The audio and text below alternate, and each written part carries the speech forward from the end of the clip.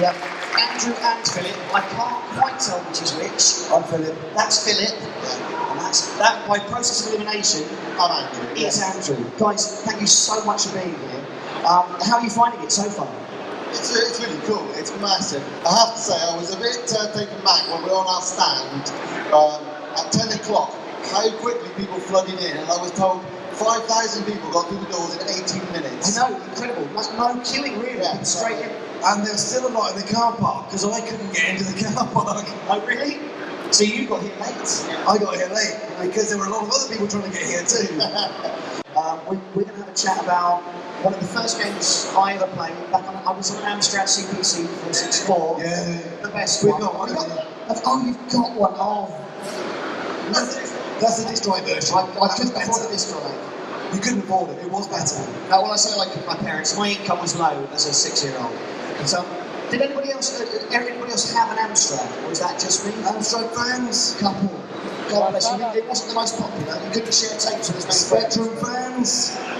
Spectrum winning it. and the other one. C64 fans. Yeah, maybe. Dragon fans. I don't even know what that is.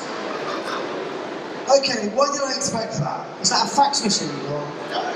It's an empty piece of plastic. Feel it. So That that's doesn't weigh why anything. It's empty. That's incredible. That looks like it should weigh an awful lot more. It does. manufactured in Wales by Mattel with an operating system by Microsoft. It's true. How bizarre. Made in I've 1982. never One heard of our of it. first computers. And that's a 32-bit, presumably. It says Dragon 32, it's a No, 32-bit. 32K. Oh. 32,000 characters can fit in the memory at once. 32,000 characters, sorry, imagine this. No game needs that much. If you actually look at a small image, 64480 or something, that will take more memory than that thing's got. That's it, right. Your It's credit card probably has more memory on it. incredible. But less, yeah, but it's worth less, my credit card, than that, I imagine. That one's got a lot of sentimental value. It's worth a lot. Really? All right, good. Well, I mean, it's fine. I'm later in the retros. I'm going to play that. Let's stop talking about the Everybody's Dragon. coming back. let's talk about you, because obviously you've been in gaming. How many years have you been doing this? So, Andrew and I, we're old now, officially retro, I believe is the word. So we got into the computer games in the early 80s, played Space Invaders in 1980, when we were about 12 or 13. Amazing. Apple II, 1980, played a copy of Pac-Man, called Taxman. People just copy games like that. The first published game was 84, so 31 years ago. Wow. So It's we all are right. retro. It must be really all right. And actually, for the first time we saw you guys, actually, I believe we got something. Your first big break. Oh my god, yes. They won a thing called the Saturday Show. Does anybody remember the Saturday Show? Is anyone that old? Yeah, like Tiz was. This is all about the same time as Tiz was. Yeah, about then. And We've got 83. this is you guys back in 1983 when you were 50. When we were kids. So let's see if you've changed. Let's have a look at this.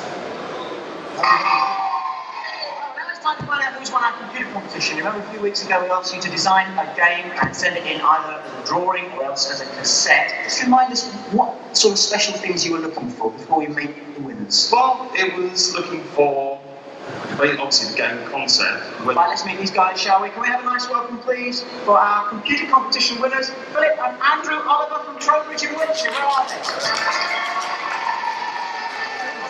Which is which? Andrew and Philip. All right. I think the thing we've got to do really is take a look at your game in action. So, Philip. So let's start again now. Guys, on top corner, we pick there. So, I'm going to the rules first. Prices anyway, and I know that everybody will be agreeing with them. They've got a nice computer of their own at home, so we said, why don't you choose another prize? And you've decided to go for what's called a high-resolution monitor, whatever that is. So once again, congratulations to the winners of our computer competition, the Olivers! So when that... Well, this was, so you've got it published afterwards as well. Incredible. And that said a high-resolution monitor.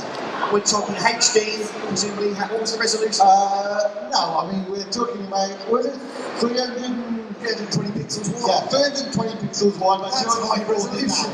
About a quarter of a phone. Today's times. No, much less. Much less than that. How many of you got a crappy phone? I have a crappy phone. Okay, me. A quarter of my phone. Right. So that was the first game. Did you While we were still at school, still at school, and then but obviously you went on to make more. So did you learn from that? Well, how did you make better games and go on to do something? What was your process for that? So the process was actually just getting a computer, a big one at random. Actually, with that dragon that is So at the they back. picked it. It's gone. yeah, it's gone. So when you used to turn on a computer back in the 80s, you'd always get a manual and you'd get a flashing cursor and you'd be able to program BASIC. So you could write 10 print hello world, 20 go to 10, and it worked. Hello world a million times until you press the escape key. And just from that really rudimentary concept of being able to put something up on the screen and control it, we kind of got the bug to go, let's see if we can make it do this. Let's see if we can copy Pac-Man. Let's see if we... It's actually very hard in BASIC to copy Pac-Man. And with only 32k, very difficult.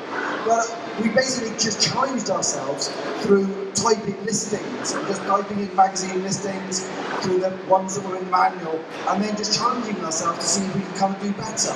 There was a certain magic. I mean, people don't get it nowadays, but we only used to watching TV, and then suddenly we were able to control the imagery on the TV. And to us, that was absolute magic. We could aspire to see things in the arcade like Pac-Man, and then we got hold of that Dragon 32, and we could make it do stuff. Not quite as good as the Pac-Man we were playing in the arcades, but we could make it do something. Yeah, we wanted it to do more.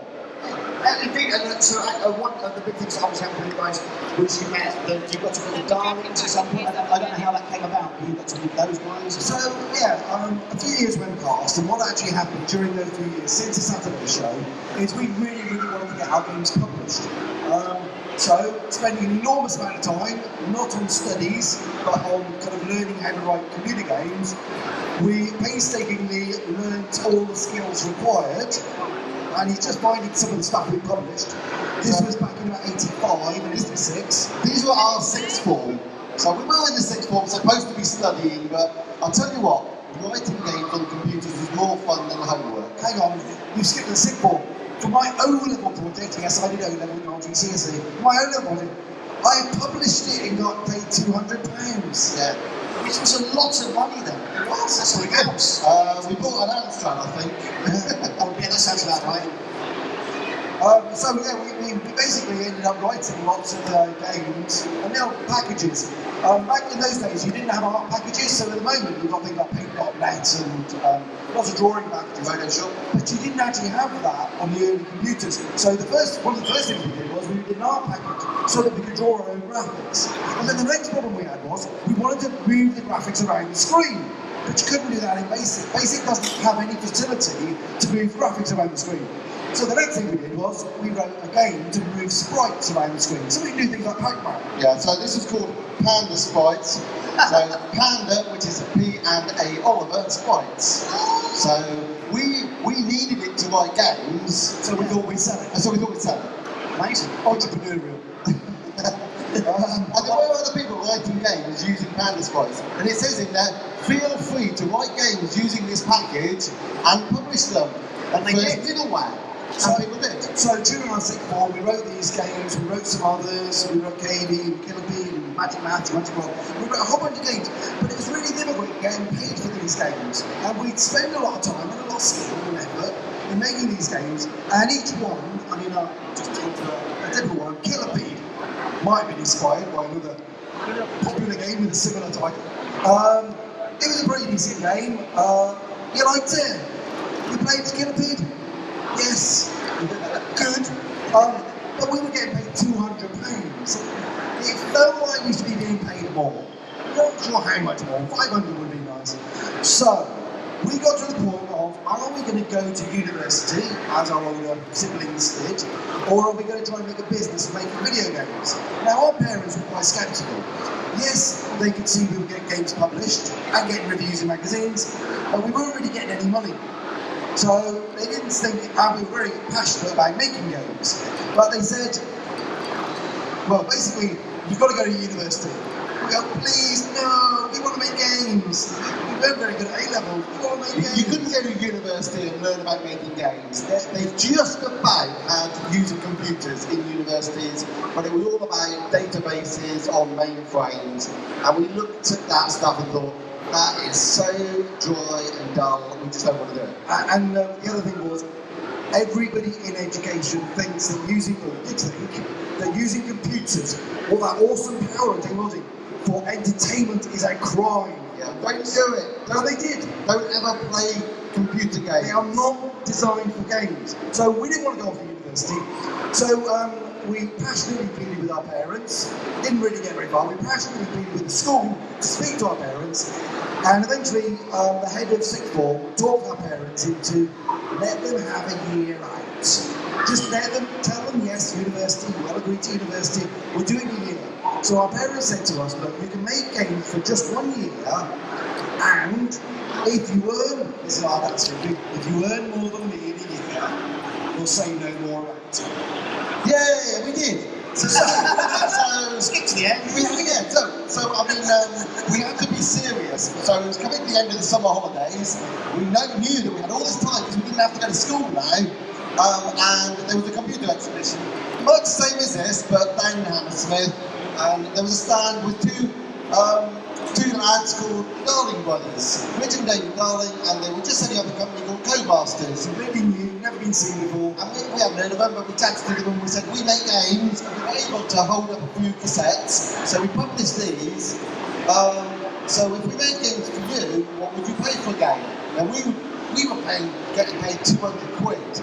So we were like, come on, you've got to beat 200 quid. But we didn't tell them that.